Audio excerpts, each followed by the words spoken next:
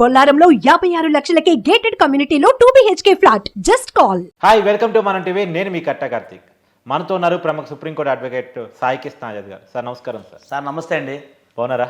బాగున్నా సార్, మీ దయ వల్ల. ఏం సార్, జానీ మాస్టర్ అరెస్ట్ అయ్యారు, రిమాండ్కి వెళ్ళారు.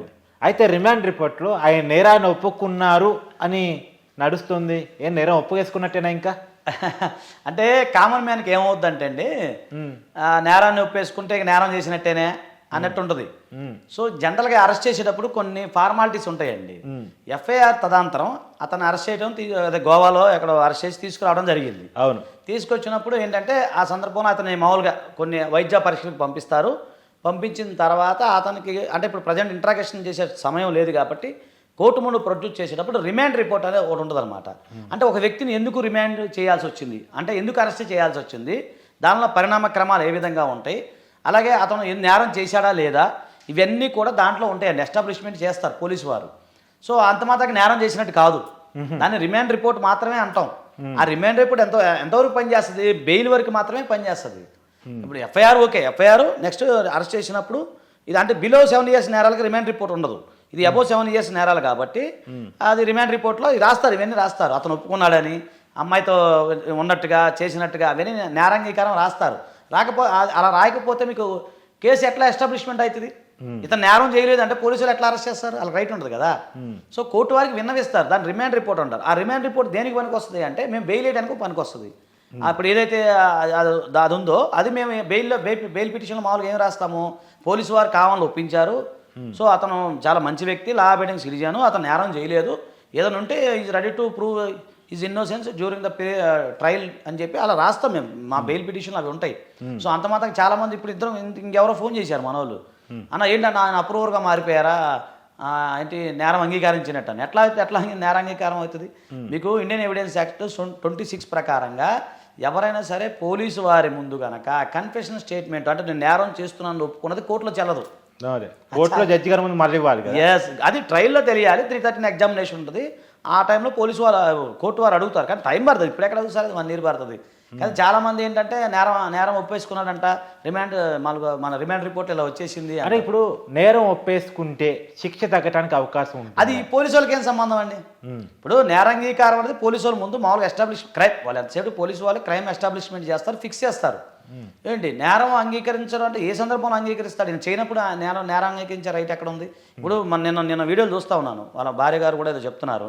అన్నీ చాలామంది ప్రముఖులు కూడా చూసి ఆ వీడియోలు, మా దగ్గర అన్ని ఎవిడెన్స్లు ఉన్నాయి. తర్వాత ఆ అమ్మాయి ఎవరైతే ఉందో ఆమె మొన్న 2-3 చాలా వీడియోలు చూసా. దాంట్లో ఆ వీడియోలో ఆమె నా గురువు, నా దైవం అని చెప్పి ఒక దాంట్లో చెప్పడం. అవును, ఏదో పిక్చర్ నాకు ఐడియా లేదు. యథా రాజా తథా ప్రజ, యథా రాజా తథా ప్రజ ఈవెంట్లో ఆమె చెప్తున్నట్టు ఉంది. ఫస్ట్ ఆమె కదా మాట్లాడింది, ఆయన మా గురువు, మా దైవం అని చెప్పి చెప్పడం జరిగింది. తర్వాత ఇంకొక దాంట్లో వేరే మూవీ ఒకటి దాంట్లో చెప్పడం, మాట్లాడుకోవడం జరిగింది. అంటే వీళ్ళిద్దరి మధ్య ఎక్కడ కూడా ఆ కోహబిటేషన్ ఒక రకమైన క్లోజ్నెస్ ఉంది, కానీ ఎక్కడ వ్యతిరేకత అయితే ఎక్కడా లేదు కదా సార్. సో దాని మీద మన రేపు ఆర్గ్యూ జరుగుతుంది కొన్ని సందర్భాల్లో. ఇప్పుడు జానీ మాస్టర్ శిక్ష పడిద్దా లేదా, ఆయనకి శిక్ష గురవుతాడా లేదా అనేది కోర్టు తేలాల్సి.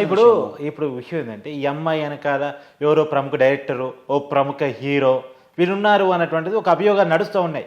నిన్న నట్టి కుమార్ కామెంట్ చేశారు, వాళ్ళ భార్య కూడా ఒక హీరో మీద అనుమానం వ్యక్తం చేస్తుంది, ఒకసారి డైరెక్టర్ మీద అనుమానం చేస్తుంది. వాళ్ళిద్దరు కలిసి సినిమా తీస్తున్నారు, ఒకసారి డైరెక్టర్ ఆ హీరో కలిసి. సో వాళ్ళ మీద అనుమానం. ఇప్పుడు వీళ్ళ వరకు చేరే అవకాశం ఉందా ఈ కేసు? వాళ్ళ అంటే వీళ్ళ వెనకాల ఉండి పెట్టించారు అనేది ఎస్టాబ్లిష్ అయ్యే అవకాశం ఉంటుందా? అలా ఉండదండి, అలా ఉండదు. ఎందుకంటే ఇప్పుడు నేరాన్ని ప్రోత్సహించడం అనేది ఏదైతే ఉందో అది వీళ్ళు చేశారా లేదనేది మనకు సంబంధం లేదు. అది ఎప్పుడు తెలిసిద్ది? ప్రైవేట్ ఇన్వెస్టిగేషన్లో చేసుకోవాలి, పోలీసు వారికి ఏం సంబంధం లేదు కదా. ఇప్పుడు ఈయన అక్యూజ్డ్ అయ్యాడు, ఇప్పుడు ఈయన జానీ మాస్టర్ గారు అక్యూజ్డ్. సో ఈ అమ్మాయి విక్టిమ్, అతను అక్యూజ్డ్, ఇంతవరకే ఉంటుంది. ఒకవేళ అతను at the time of trial ఏదైతే నడుస్తుందో, ఇప్పుడు పోక్సో కేసులు నేను చాలా చేశాను సార్. నేను ఓపెన్గా చెప్పాను, నిన్న కూడా మన దాంట్లో చెప్పాను. కనీసం 60 days నుంచి 90 days వస్తుంది. తర్వాత ఆయన అరెస్ట్ చేసినప్పుడు ఆయన రిమాండ్లో తీసుకుంటారు పోలీసు వారు. ఓకేనా, ఈరోజు కస్టడీ పిటిషన్ వేసి ఉండొచ్చు, వేసినప్పుడు పోలీసు వారు కస్టడీ ఇస్తారు. ఇచ్చినప్పుడు ఈ 1 weekలో అంటే 1 week దాకా వేస్తారు, 3 days ఇస్తారు, మళ్ళీ ఎక్స్టెన్షన్ 3 days చేస్తారు. ఈ 3 daysలో పోలీసు వారు అప్పుడు అడుగుతారు ఏం జరిగింది, ఎంతవరకు వచ్చింది. ఎందుకంటే ఆయన గోవాలో అరెస్ట్ చేశారు, తీసుకొచ్చారు, అతను విచారించే సమయం లేదు పోలీసు వారికి. సో లేదు ఇప్పుడేంటి వాళ్ళ భార్య మీద కూడా కేసు పెట్టబోతున్నారు, అవును కూడా అరెస్ట్ చేస్తారని నడుస్తుంది. అది క్వాష్కి వెళ్ళిపోవచ్చండి. ఇప్పుడు ఆమెని ఏ సందర్భంలో అరెస్ట్ చేస్తారు, ఎక్కడ సందర్భంలో అరెస్ట్ చేస్తారు, కొట్టిందా తిట్టిందా, అది బిలో 7 years నేరాలు అయితే పిలుస్తారు, ఆమెను పంపిస్తారు. కానీ ఆమె ఇందులో క్రైమ్లో పార్ట్ అయితే ఏం లేదు కదా ఆమె. ఇదన్నీ అంటే జనరల్గా ఏదో కొట్టారు తిట్టారు అనేది నేను అంటే మామూలుగా వింటున్నాను దీంట్లో. మరి పోలీసు వాళ్ళు ఒకవేళ ఇన్వెస్టిగేషన్ చేసిన సందర్భంలో ఆ సెక్షన్స్ బట్టి ఉంటుంది. ఇప్పుడు అబో 7 years నేరాలు అయితే కావు. ఒక సేమ్ లేడీ కాబట్టి లేడీ ఏముండదు కదా. ఏదైనా కొట్టిందో తిట్టిందో బెదిరించింది అని ఉంటే అదేముంది బిలో 7 years కాబట్టి అది హైకోర్టులో పాస్ చేసుకోవచ్చు, యాంటిసిపేటర్ బెయిల్ మూవ్ చేసుకోవచ్చు. అది పెద్ద ఇబ్బంది పడాల్సిన అవసరం లేదు ఆమె. అదేముండదు, తనకు ముందస్తు బెయిల్ వచ్చే అవకాశాలు ఉంటాయి సార్. ఓకే, ఇతనికి మాత్రం బెయిల్ రావడానికి not a part and parcel in this crime కదా. సో ఎప్పుడో జరిగిన సందర్భాలు ఇవన్నీ. సార్ ఇంకొకటి నా డౌట్, ఇప్పుడు సరే ఈ అమ్మాయి మైనర్ కాబట్టి సపరేట్ కేసు పక్కన పెట్టేయండి, పోక్సో యాక్ట్ సంబంధించి. ఇద్దరు మేజర్లు వాళ్ళు ఇష్టపడే అన్ని కార్యక్రమాలు చేసుకున్నారు, ముందుకెళ్ళిపోయారు, ఒక రకంగా ట్రావెల్ చేశారు లైఫ్లో కొంతకాలం. ట్రావెల్ చేసిన తర్వాత ఈ అమ్మాయికి ఎక్కడో ఈ అబ్బాయి నచ్చలేదు, ఏదో మొత్తానికి ఇష్యూ వచ్చింది. ఇష్యూ వచ్చినప్పుడు పెడితే రేప్ కేసు పెట్టుకోవచ్చా? ఇది చాలా మంది అడిగే ప్రశ్న అండి. ఇప్పుడు ఏంటంటే ఒక అమ్మాయి అబ్బాయి వాలంటీర్లుగా ఇద్దరు కలిసి ఉంటున్నారు. ఇప్పుడు ఉదాహరణ సహజీవనమే చేశారనుకోండి, అక్కడ ఎస్టాబ్లిష్మెంట్ అవుతుందిగా. వాళ్ళిద్దరి మధ్య ఇంటెన్షన్ ఏంటి అనేది మెయిన్ ఇంటెన్షన్ అది ఎస్టాబ్లిష్మెంట్. ఇప్పుడు ఇక్కడ ఇంటెన్షన్ అనేది ఏముంది సార్, ఈ అమ్మాయి ఏ చెప్తే అదే ఇంటెన్షన్ అవుతుందిగా. రైట్, దాని ప్రూఫ్స్ ఏమన్నా నిలబడదండి, అలాంటి కేసులు నిలబడవు ట్రైల్లో నిలబడవు. కాకపోతే స్టార్టింగ్ దశలో పోలీసు వారు దాన్ని తీసుకొని వెళ్ళొచ్చు. అయితే మీకు ఒకటి తెలిసి అంటే ఈ మధ్య కోసం లావణ్య రాజతరం కేసు అలాంటి అవునవునవునవును అదే తేలిపోద్ది, ఆ కేసు ఉంటుంది. మనం ఆ రోజు కూడా చెప్పాం కదా, ఛార్జ్షీట్ విషయంలో మనం ఫస్ట్ మాట్లాడుకున్నాం. ఛార్జ్షీట్ వేసిందా చూద్దాం, దాంట్లో ఏముండదు. అది జస్ట్ ఊరినే అది పోలీసు వారు ఏంటంటే కొద్దిగా ప్రజెంట్ మహిళలకు చట్టాలు అనుకూలంగా ఉన్నాయి కాబట్టి అది జరిగింది. అందుకనే కదా అతను అరెస్ట్ చేయలేదు పోలీసు వారు. అందుకని యాంటిసిపేటర్ సినిమా ఇండస్ట్రీలో చాలా మంది సీకరి అని అయితే గా రేపటి నుంచి మేము భయపడాలి, ఈ అమ్మాయి గీకినాను గోకినాను కేసు పెడితే అవును మేము సినిమాలు చేయాలంటే భయపడాలి. అన్ని చోట్ల ఉంది కదండి. ఇప్పుడు ఆఫీసుల్లో కూడా ఉంటుంది కదా. ఇప్పుడు ఆఫీసులో కూడా చూస్తుంటాం కదా సార్. ఇప్పుడు ఏ కంపెనీలో ఐటీ కంపెనీ మన కంపెనీ ఏ విషయంలో కూడా మహిళలతో సహజంగా మనం ఏదో సందర్భంలో అట్రాక్ట్ అవ్వాల్సిందే కదా. ఇంటరాక్ట్ అవ్వాల్సిందే కదా ఏదో సందర్భంలో. ఎక్కడైనా ఇప్పుడు మీడియాలో కానీ ఎక్కడైనా ఐటీలో ఎక్కడైనా మా ఆఫీస్లో పనిచేసే వాళ్ళైనా తప్పదు. అదే క్రమంలో మహిళలను వేధించకూడదు కదా. అవును, వేధించకూడదు. ఇప్పుడు ఇక్కడ మనం ఆలోచించింది, మహిళలను వేధిస్తే ఒక కేసు, అమ్మాయిని మోసం చేస్తే ఒక కేసు అవుతుంది.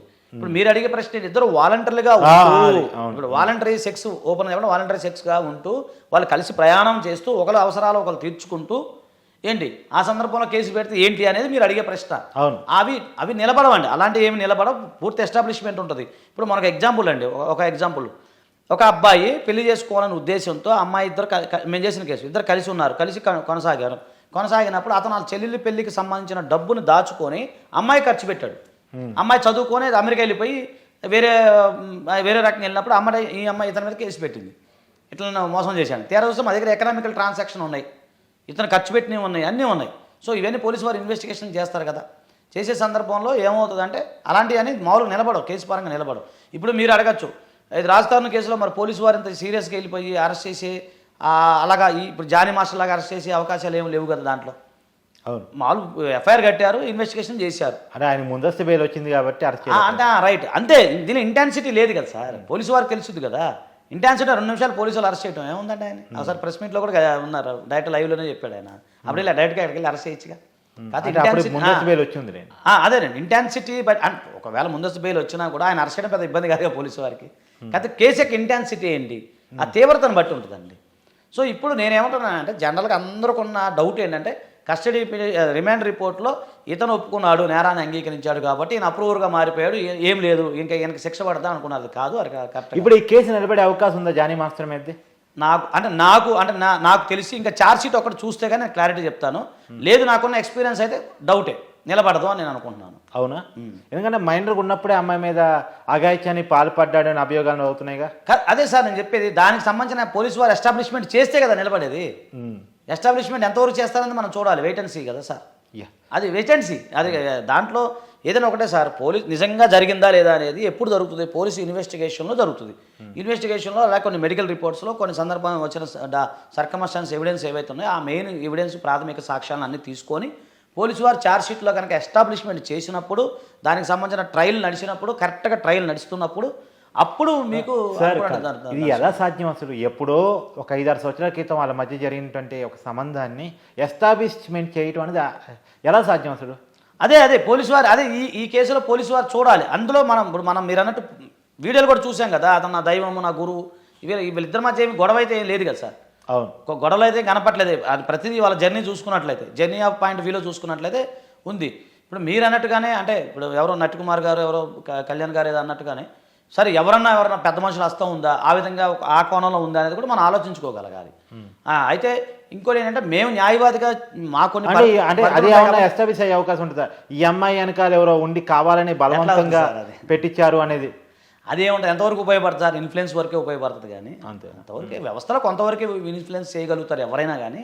ఇప్పుడు అలా అనుకుంటే మరి అరవింద్ కేజ్రీవాల్ గారు జైల్లో ఉన్నారు, ఆయన ముఖ్యమంత్రి, మరి అంతకన్నా పెద్ద ఏముంటుంది? అంత పెద్ద వ్యవస్థ ఉంటుందా? కదా ఇవన్నీ జనరల్గా కామన్ మ్యాన్ అనుకుంటారు. అయితే మనం మామూలుగా చెప్పేది ఏంటంటే కామన్ మ్యాన్కి మనం లీగల్గా చెప్పే పాయింట్ ఒకటేనండి, రిమాండ్ రిపోర్ట్లో ఉన్నది అది ఫైనలైజ్ కాదు. జస్ట్ ఆయన ఎందుకు అరెస్ట్ చేశారు, ఏ సందర్భంలో అరెస్ట్ చేయాల్సి వచ్చింది, ఆ సందర్భంలో చెప్పేది మాత్రమే రిమాండ్ రిపోర్ట్. అది ఎంతవరకు పనిచేస్తుంది, బెయిల్ వచ్చేంత వరకు మాత్రం ఆ రిమాండ్ రిపోర్ట్ యొక్క వ్యాలిటీ ఉంటుంది. తర్వాత దేనికి పనికిరాదు. నెక్స్ట్ వచ్చేది ఛార్జ్ షీట్, అది లెక్క. థ్యాంక్ యూ రాజీవ్ గారు. Thank you sir.